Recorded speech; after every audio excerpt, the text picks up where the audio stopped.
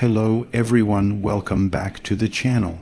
Today we are diving deep into one of the most dramatic turning points in Eastern Europe, a moment filled with tension, uncertainty, and the real possibility of major political transformation. The crisis known as Belarus on the brink. Army rejects Lukashenko has captured global attention, and in this video we will explore the backgrounds, motivations, events, reactions, and global consequences surrounding this shocking development.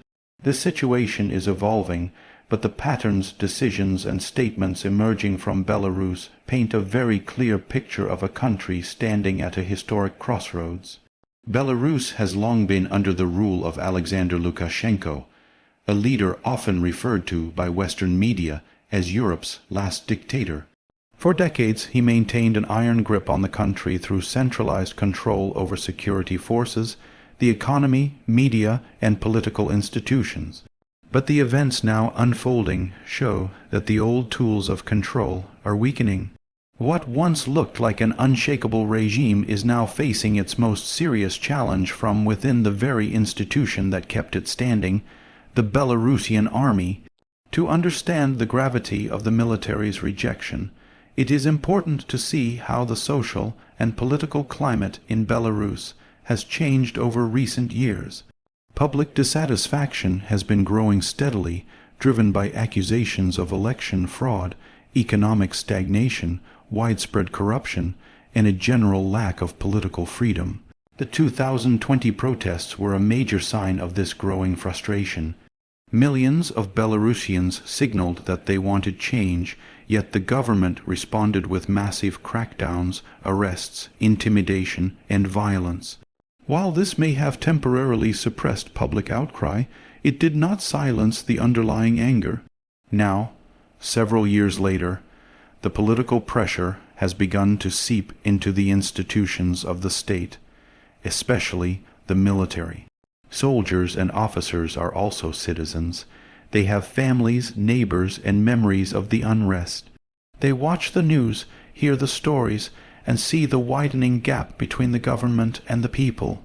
Many of them reached a point where blind loyalty no longer made sense. This shift in loyalty is what has pushed the country into a dangerous but decisive moment. The current crisis escalated when reports emerged that several high-ranking military officers refused to support Lukashenko's latest measures against dissent. For years, the army had followed orders without visible hesitation, but this time the situation was different. The refusal did not come from ordinary soldiers, it came from strategic leaders within the defense structure. Their rejection indicated a deep moral, political, and institutional split. It wasn't simply a matter of disagreement. It was a sign that the military no longer saw Lukashenko as the legitimate representation of the nation. When the first reports of military defiance surfaced, Belarusian citizens reacted with a mixture of shock, hope, fear, and uncertainty.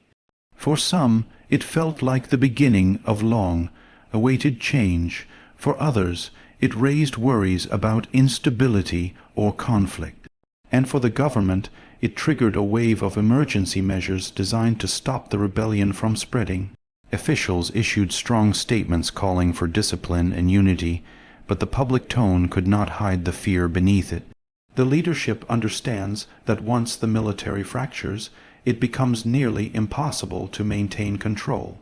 As tension increased, foreign governments began issuing statements of concern.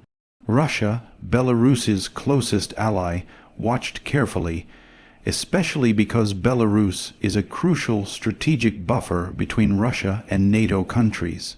Russia has invested heavily in keeping Lukashenko in place, but even Moscow can sense that the situation has shifted.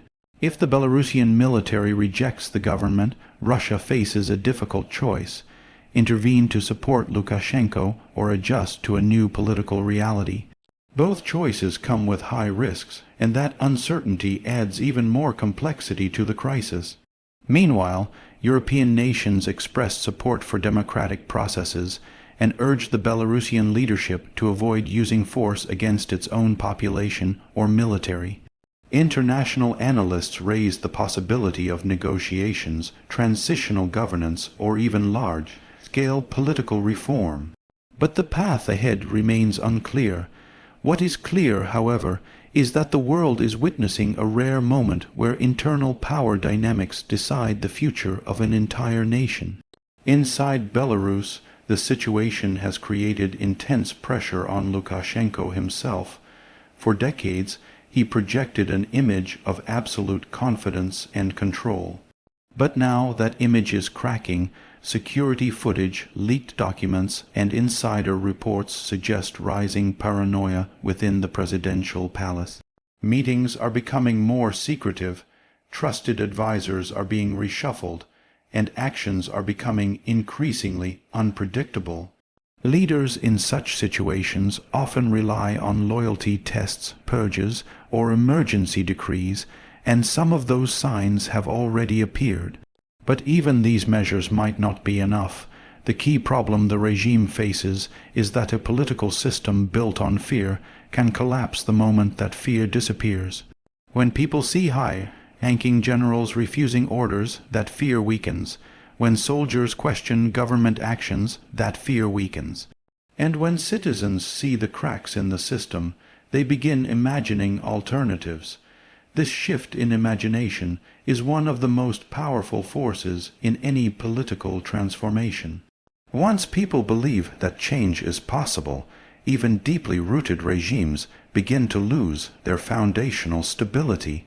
That is what is happening in Belarus now.